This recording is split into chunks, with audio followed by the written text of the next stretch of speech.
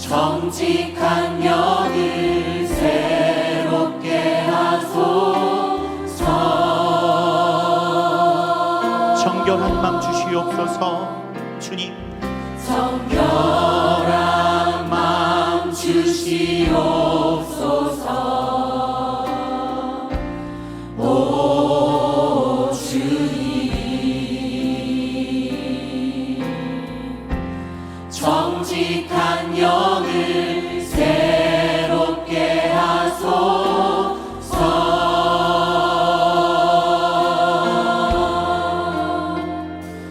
나를 주님 앞에서 멀리 하지 마시고 주의 성령을 거두지 마옵소서.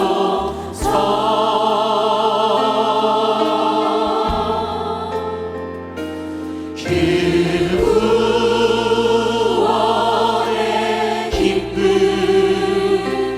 다시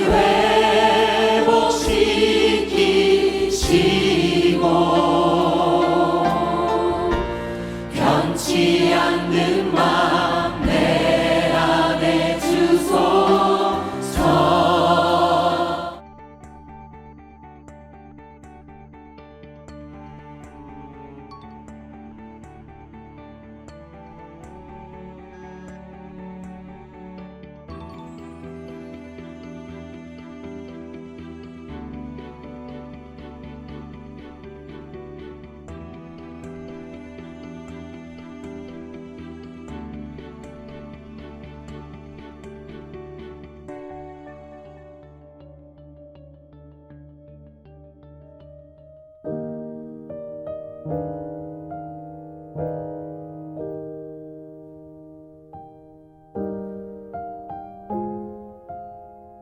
우리 사도신경으로 신앙 고백을 드리시고 아침 새벽 예배로 하나님 앞에 영광 올리겠습니다. 나는 전능하신 아버지 하나님 천지의 창조주를 믿습니다. 나는 그의 유일하신 아들 우리 주 예수 그리스도를 믿습니다.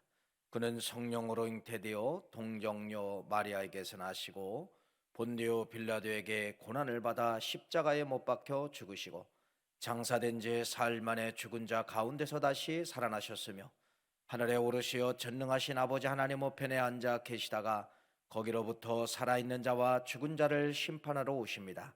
나는 성령을 믿으며 거룩한 공교회와 성도의 교제와 죄를 용서받는 것과 몸의 부활과 영생을 믿습니다. 아멘.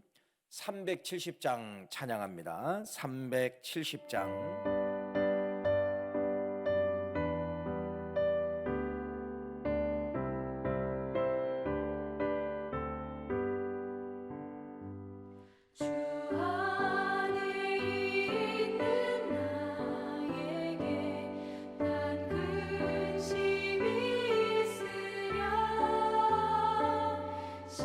십자가 밑에 나아가 내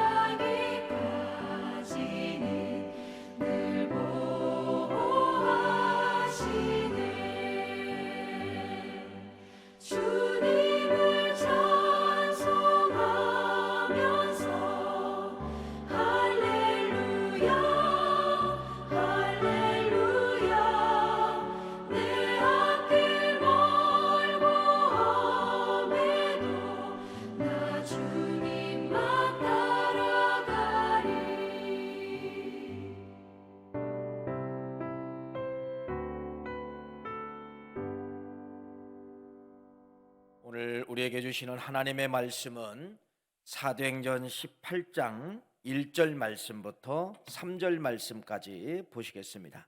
사도행전 18장 1절 말씀부터 3절 말씀까지입니다. 우리 화면에 나와 있고요. 우리 같이 3절 말씀까지 합독을 하겠습니다. 시작. 그 후에 바울이 아덴을 떠나 고린도에 이르러 아굴라라 하는 본도에서 난 유대인 한 사람을 만나니 글라우디오가 모든 유대인들을 명하여 노마에서 떠나라 한 고로 그가 그 안에 브리스길라와 함께 이달리아로부터 새로 온지라. 바울이 그들에게 가매 생업이 같음으로 함께 살며 일을 하니 그 생업은 천막을 만드는 것이더라. 아멘. 사도행전 18장 말씀을 드리겠습니다. 사도행전 17장은 바울이 그리스도의 수도이죠, 아덴에서 말씀을 전한 거에 대해서 이야기를 하고 있습니다. 근데 여러분, 아덴이라는 이 도시의 특징을 늘 말씀을 드렸지만은 어떤 도시죠? 철학의 도시입니다. 철학의 도시. 그 다음에 문화의 도시예요. 문화 속에는 다 이제 포함이 되어 있죠. 미술도 들어갈 수가 있고 음악도 들어갈 수가 있고, 이렇게 그 아덴이라는 이 지역은 철학과 함께 음악, 미술, 문화 이런 모든 것이 다방면으로 크게 잘 활성화되었던 그러한 지역이 아덴이라는 그러한 지역이었다는 겁니다. 근데 여러분, 아덴에서 바울이 실은 오래 머무르지 않았어요. 그냥 잠깐 머물고 이제 그들과 함께 토론도 하고 복음에 대한 증거도 하고, 그렇게 해서 이 바울이 18장 말씀, 오늘 사도행전 18장 말씀은 이제 어디로 떠나게 된 거냐면 아덴에서 떠나 고린도에 도착을 했다, 이렇게 말씀을 하고 있습니다. 바울이 이 17장의 아덴에 머무른 기간이 오래되지 않지만은 여러분, 그냥 복음을 툭 던진 걸로 끝난 것처럼 보이지만은 그 시간이 좀 이렇게 시간이 지나고 난 이후에 보면은 여러분, 바울이 던진 그 복음 한마디가, 바울이 토론한 그 지역이, 그 민족이 어떻게 변하고 있었냐면요, 말 그대로 신앙의 도시들로 변하고 있었다는 것입니다. 여러분, 철학, 미술, 음악 잘 보세요. 이런 아덴의 도시가 철학과 음악과 미술 이런 문화의 도시인데, 시간이 먼 이후로 뒤로 가보면 여러분, 여기서 이제 뭐가 만들어지냐면 여러분, 뭐가 만들어질까요? 종교, 기독교에 가장 필요한 것이 여러분, 신학의 기초가 바로 철학입니다. 철학이 그게 종교 철학이 만들어지는 거예요. 그 다음에 종교 음악. 여러분, 이 기독교를 이야기를 할 때 음악이 빠지면 안 되잖아요. 그 뒤에 수많은 종교 음악이 나오게 되고 또 종교 미술이 나오게 되는 것이죠. 그래서 미술로 성경을 대변합니다. 하나님을 대변합니다. 천지창조에 대한 그런 모든 이야기를 다 미켈란젤로가 뭘로 표현합니까? 미술로 다 표현하잖아요. 이렇게 미술의 도시, 음악의 도시, 철학의 도시에 복음을 전했는데, 이 복음이 나중에 뭐가 되었다는 거예요? 싹이 일어나서 그림이 뭐가 되고, 그림이 기독교를 대변하는 어떤 하나의 화체가 되고, 음악이 하나님을 찬양하는 어떠한 하나의 곡률이 되고, 이러한 모든 역사가 별것 아닌 철학의 도시에 복음 전한 거 하나가 그냥 없어진 것처럼 보였지만은 시간이 지난 법칙으로 보면은요, 많은 열매가 맺게 되었다가는 것을 말씀을 드립니다. 자, 이제 이 바울이 오늘 18장 말씀에 어디에 도착한 거예요? 고린도에 도착을 했다. 그럼 고린도는 어떤 지역이냐면요, 항구도시이기 때문에 돈이 많지요. 상업의 도시입니다. 상업. 이 나라 이 민족에서 온 배들이 물건을 내려놓고 물건을 또 사가고 하는 그런 어떤 상업의 도시. 이런 상업의 도시와 함께 이 고린도 도시는 어떤 도시냐면 쾌락의 도시입니다. 쾌락. 이것이 발전. 돈이 많으면은 술집이 많아지고, 돈이 많아지면 이렇게 쾌락적으로, 향락적으로 문화가 확산되는 것을 볼 수가 있지요. 다시 말씀을 드리면은 사도행전 18장 말씀은 바울이 상업의 도시, 향락의 도시 고린도에 도착을 했다는 겁니다. 어떻게 보면 복음이 먹히지 않을 것처럼 보이는 도시죠. 사람이 돈 많고 향락 좋아하고 쾌락 좋아하면 여러분, 복음이 뭐가 필요합니까? 돈이 많은데 복음이 들어갑니까?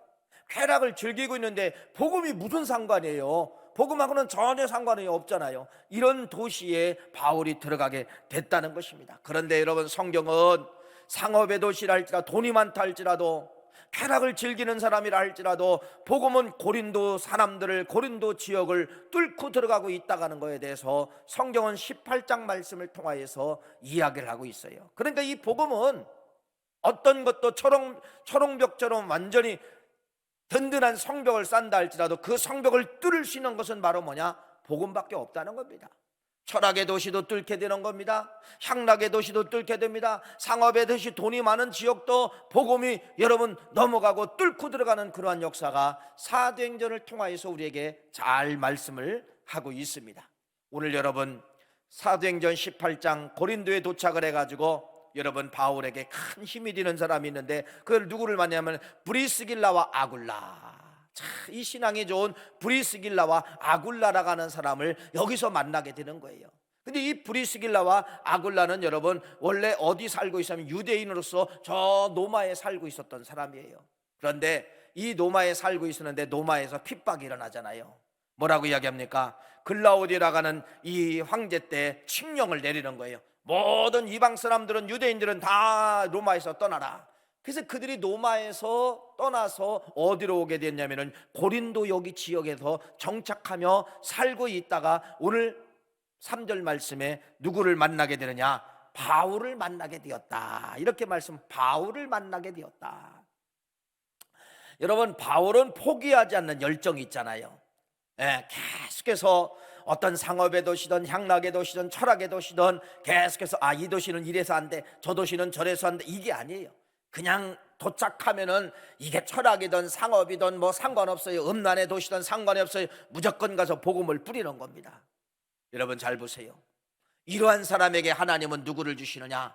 하나님의 사람을 주신다는 겁니다. 그 하나님의 복음의 사람이 누구냐? 바울에게 꼭 필요한 브리스길라와 여러분 아굴라를 하나님이 좋은 사람들을 주시게 되었다는 것입니다. 여기서 이제 우리에게 주는 교훈이 있지요. 바로 무엇이? 하나님의 일입니다. 바울을 잘 보세요. 하나님의 지금 일을 하고 있는 거예요. 하나님의 일을 믿고 떠나고 아멘하고 순종하면 반드시 하나님이 뭐 하느냐? 책임져 주시는 거예요. 책임져 주시는 거예요. 사람을 주시잖아요. 브리스길라와 아굴라 여러분, 이때 당시 뭐 바울이 어떤 후원을 받고 이렇게 선교한 건 아니에요. 한 지역에서 한 지역으로 넘어가고 또 사람을 만나면 수많은 돈이 필요했을 것입니다. 그런데 이때는 다 자비량이에요. 자비량. 그런데 여러분 누구를 만나게 되는 거예요? 바울도 업을 할 수 있고 그 사람들도 업이 같은 천막장사, 오늘날로 말하면 뭐 가죽공예, 뭐 천막을 만드는 사람들, 이런 사람으로 표현할 수가 있잖아요. 그걸 해야만이 또 수입이 얻어지니까. 그러니까 바울의 하나님 일을 하겠다 하니까 하나님은 누구를 주시느냐? 물질의 사람까지 주시게 되는 것이에요. 이게 바로 뭐예요? 믿음의 법칙이에요. 믿음의 법칙. 그래서 믿음의 법칙은 바로 뭐예요? 여러분, 내가 믿고 아멘하고 떠나겠습니다, 내가 믿고 아멘하고 순종하겠습니다 라고 하면은 그 뒤에 하나님이 뭐를 주시느냐? 사람도 주시고 물질도 주시고. 그러니까 사람과 물질은 내 영역이 아니라 하나님이 주시는 하나님의 영역이라는 사실입니다. 나는 뭐만 하면 돼요? 믿고 가기만 하면 되는 거예요. 믿고 순종만 하면은 하나님이 거기에 필요한 사람과 물질도 하나님은 알아서 주시게 된다는 것입니다. 근데 우리는 이런 순종이 잘 안 되잖아요. 반문합니다. 하나님, 나는 돈이 없습니다. 나는 뭣도 없습니다. 이렇게 우리는 하나님 앞에 이야기할 수 있잖아요. 아니에요. 믿고 가기만 하면은 하나님이 가는 그 길 속에 필요한 걸 공급해 주시고, 필요한 사람 만나게 해주시고, 필요한 지역도 주시고, 이런 모든 것이 하나님의 일, 하나님의 속성이라고 하는 것을 우리가 알아야 된다는 것입니다. 여러분, 오늘 이 말씀을 통하여서 우리에게 주는 교훈은, 바울을 통하여 주는 교훈은 바로 뭐예요? 믿고 가기만 하면, 믿고 순종하면은 그 뒤에 필요한 모든 것을 하나님이 주신다, 이렇게 말씀을 드리는 것입니다. 창세기 여러분 말씀해 보면은 아브라함이 순종하잖아요. 이삭을 하나님 앞에 데려간다고 모리아 산에 올라가서 여러분 실제로 이삭을 잡으려고 했을 때 하나님께서 그의 믿음을 받으시고 그의 아브라함의 이삭을 죽이려고 하는 하나님이 말리십니다. 그러면서 여러분 뭐가 준비되었어요? 수풀에 수양 하나가 걸려 있는 것이에요. 그것을 대신하여 하나님 앞에 번제로 예배드리는 사건이 창세기 말씀에 기록되어져 있어요. 하나님은요, 내가 믿고 순종하고 달려가면 여러분 수양을 준비해 주십니다. 오늘 이 바울에게는 뭐를 브리스길라와 아굴라, 여러분 많은 물질이 필요했는데 이러한 사업가를 하나님이 만나게 해주셨다, 이렇게 말씀을 드립니다. 하나님의 일은 염려할 것이 아니라 하나님의 일은 뭘로밖에 없어요? 순종밖에 없고, 순종으로 시작하면은 그 모든 일을 하나님이 책임져 주신다는 것을 교훈 삼고 금년 한 해가 여러분 순종으로 시작하는 한 해가 되시기를 간절히 축원합니다. 기도하시겠어요?